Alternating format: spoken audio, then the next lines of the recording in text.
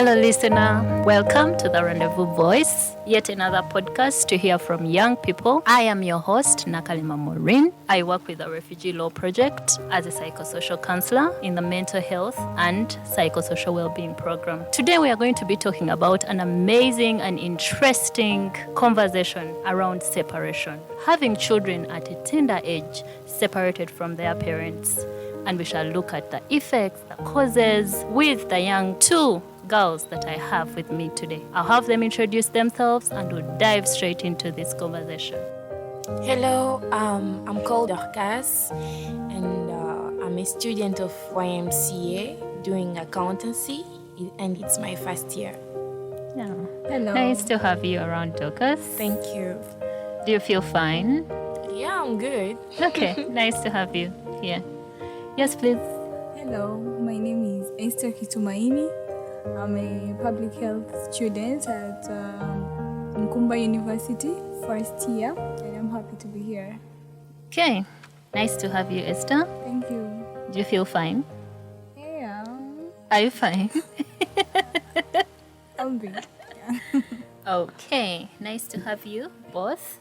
I'm happy to be hosting you. And I trust that we shall enjoy the discussion today. Okay? Like I mentioned earlier, we are going to talk about separation.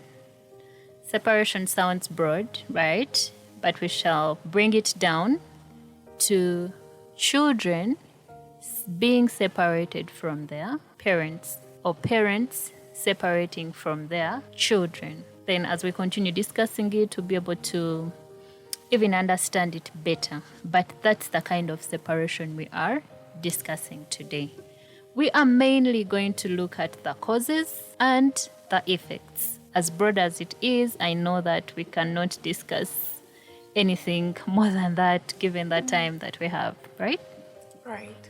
Okay, so what is separation to you? Maybe briefly we can talk about it. Esther, I'll come to Dorcas, of course. To me, separation is simply leaving other people behind, your loved ones, maybe with a certain reason behind why you're leaving. Mm-hmm. So I think to me it's simply someone leaving and going, but with a reason behind why they're leaving. Okay, so there should be a reason. There should Don't leave when you don't have a reason. Don't. Okay, yes, Dorcas. Yeah, my definition goes the same as Esther said, but also some might leave without reasons. Just go. Yeah. And I think that mental practitioners come in. There must be a mental issue. Exactly. You can't just leave. Okay. So separation, we are looking at a parent leaving their child behind for a certain reason. And I believe that reason may be good or valid according to the parent, which may not be valid to the child they are leaving behind. Or it may actually be valid for both of them, you know. When this child grows up one day, they are like, yeah, mom or dad, I'm glad you actually left me behind to do this. Though, unfortunately, sometimes it doesn't turn out that way. Yeah. Yeah, they'll grow up and they're like, why the hell did you leave me behind? Exactly. Okay, so that's separation for us, and that's what we are going to be diving into. Just casually. Yeah, it's not going to be so formal. What's this? What's that? At least we know what we are going to talk about. So what do you think are these causes? Oh, yeah. The first cause, I think it's career. Okay. The kind of career you choose as a parent. Yeah, including counselors. Exactly. They're also inclusive. So the career. Can you take us through? Just give us some more details. Well, talking about careers, as parents have careers. For example, being a missionary. Missionaries have to move from one country to another, Career, being a pilot, you're always there flying the aeroplane. Your child is there busy at home, doesn't know whether my father will come or not. being a soldier, you go for war, all that kind of separation. Okay, though the separation won't be for so long, but just that time you're not around, it leaves a gap, it leaves something missing in your child. Yeah. And there are many more I think Esther can add on. Yeah. Yeah. Yeah, I think the other one is the partners we choose. Most of the time, I think we look at people and we really feel like these are the right people without taking time into knowing them really. Who is this person? Which kind of person are they? Which kind of personality? What are their character traits? So we just go, and because they look beautiful, he's handsome, and like, yeah, they just go, we shall have cute kids. Yeah, forgetting that beyond having nice children, like, beautiful kids, there are other things that you're supposed to know. The character, is that person going to be contented, or they're going to be like, they want more and more and more, and then it will end up bringing in the separation. Either it's you leaving to go and look for a better life for her, or it's her leaving because you couldn't provide enough. And all that, I think we also need to put all that into consideration, like what kind of people are we choosing? Choosing to be our partners. Exactly, when we are planning to have a family, we I also agree. need to look at that. Totally agree. I would also look at a third one as peer pressure. I know that we have circles that we belong to. We have friends, we have family, we have classmates, we have workmates. There's so many people around us. And at the end of that day, our peers do influence us. Whether True, we very want it or much. not, we do influence them. I don't know how much, to a certain level, we do influence each other. So the peer pressure comes back to us, but in a way, it has also encroached on our family lives, and because of peer pressure, certain people have left their children behind. Either you're influenced into pursuing something away from your children, away from your home. Your peers are influencing you into getting into habits that keep you away from your family, your children especially. Your peers can influence you into joining, groups that you're not even part of in the first place. They influence you into picking up certain traditions or beliefs that you didn't have. So with peer pressure, there are a lot of things that come. And when we acquire those, I believe they affect us in ways that actually eventually separate us from our children or cause us to leave our children. That's the third one that I would add. But I know that so many other things can fall under those three, Yes. which I believe as we continue unpacking each one of them, we can elaborate. Yeah. Okay. So Dorcas, you mentioned career. Can we try to go back to career and we try to unpack that for the listener? Maybe someone may be pursuing a career right now, and they dream of having a family one day. And unfortunately, it may be an eye opener. Not really to get out of that career, but to plan better. In case I'm pursuing this kind of career, how can I plan for a family that I would like to have so that I'm never separated from my children, So back to career. Dorcas. Well, with career really, especially when you choose a career as you're a parent, okay, or when you're pursuing to choose a career, you must first of all look at everything in all the corners, because there are certain careers whereby it won't need you to stay in one place. It will need you to move from one place to another. You're always on and off, on and off. Yeah. Let me give an example of myself. I had a loved one, my dad. So for security purposes, I won't mention his career, the one he was doing.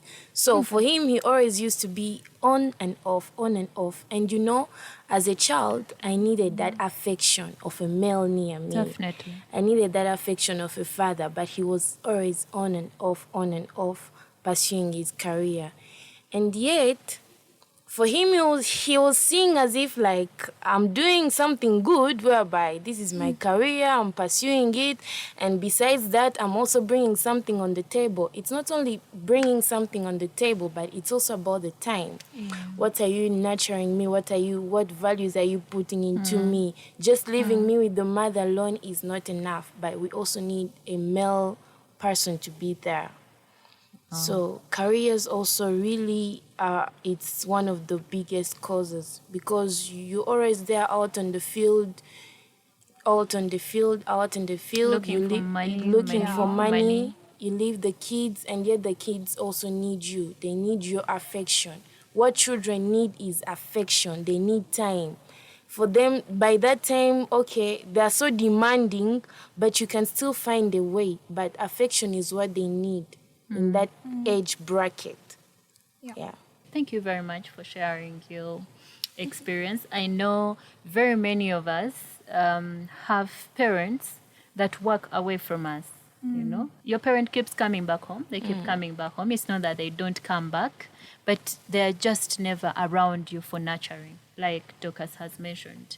They are around to provide. I'll go fetch the money, and then come buy food, come give you a nice house, come take you to a nice boarding car. school.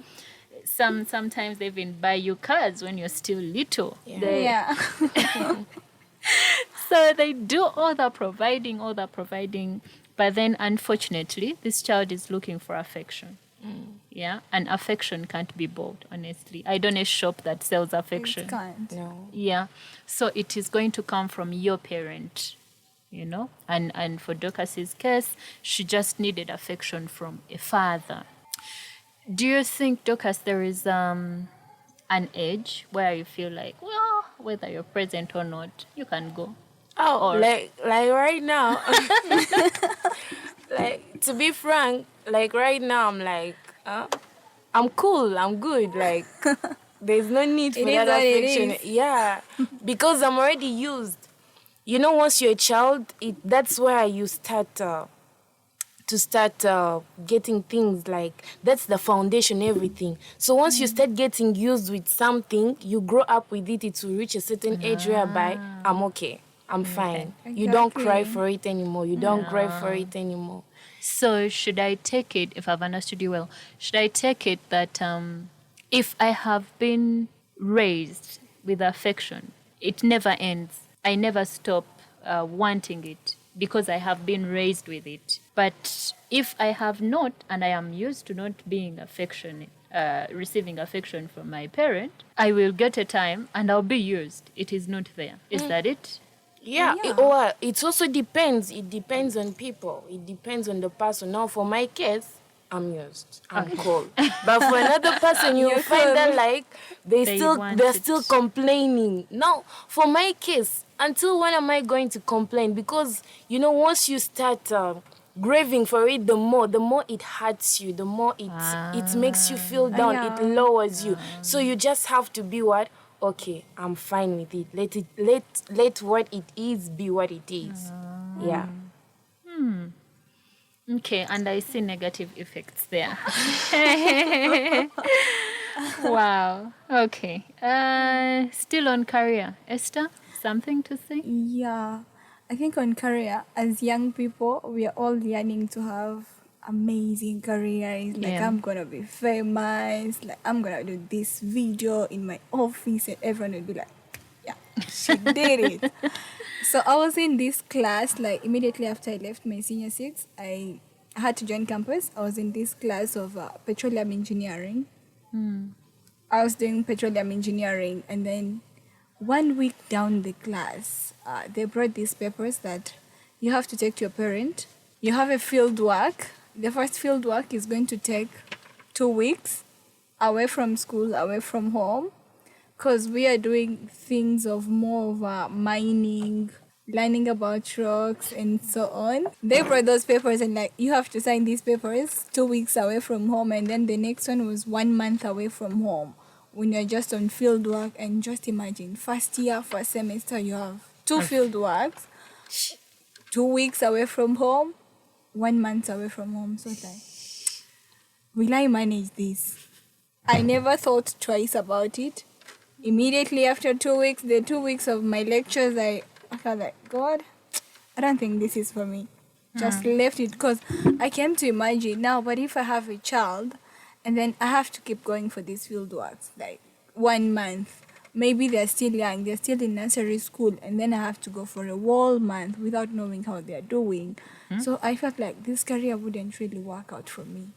So I had to just left the class, I abandoned the class, and I'm applying for a dead year. It's okay. Sorry for our tuition. I had not paid yet. So it's okay. I had not paid. Okay. So on the way, you actually realized during class. Yeah, during class. So it is very possible to actually realize this as early as class time. Yeah, it That is the possible. career I'm embarking on, it's actually going to take up most of my time. Yeah. You know, because I believe when it gets to work, it even gets busier. Exactly. You know, because class you can choose. I want to be here, or I don't want to. But when work gets demanding, I believe it's a different story altogether. Yeah, it's a different story. Okay, so you choose to get out. I chose to get out. I'll manage this. First, I was this person that I don't want to be away from people. Then I have to go for a whole month without knowing how my mom is doing. No, I won't manage. I totally agree with Esther and Dorcas. Certain careers, honestly, are going to keep you away from your children, whether you want or not.